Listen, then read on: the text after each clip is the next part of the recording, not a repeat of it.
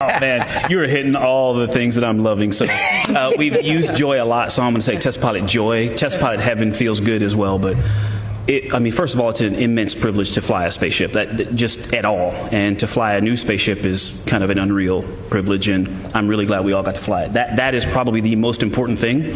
You have a perspective across. This really represents the perspectives in the astronaut office, and so that really matters. We give numbers as handling qualities ratings, but the most important thing in handling qualities are the pilot comments. And so you've got comments from an entire crew.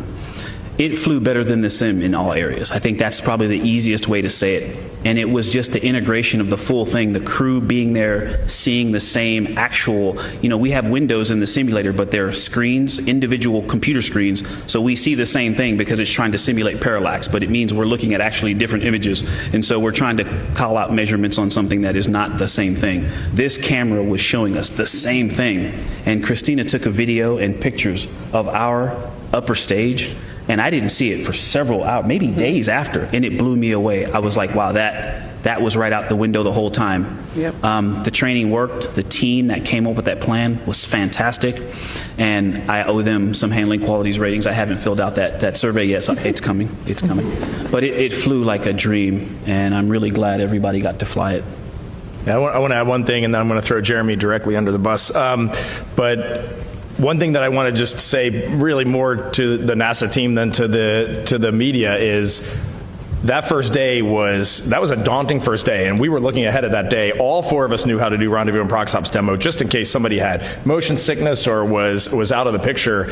But it really reminded me that when you are extremely highly trained and very prepared, you can go knock that thing out. I mean, this crew went and knocked out rendezvous and prox ops demonstration.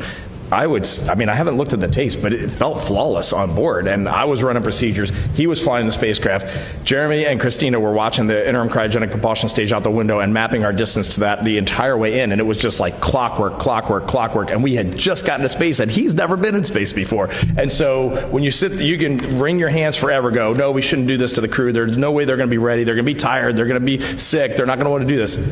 Man, train them and set them loose, and we can go do that thing. And then leading into the prox ops demo, you just got to tell the ICPSM story, because I love that story. In the simulations, we were all worried about, what if we don't separate? There's a few procedures you have to run. There's a couple of different flavors of this, and trying to tell whether you've separated, and the camera views, et cetera, et cetera. And then when it came right down to it, we're floating there, we're waiting for separation, and all of a sudden, bang, a loud bang, we're all pinned to the floor. We all looked at each other like, well,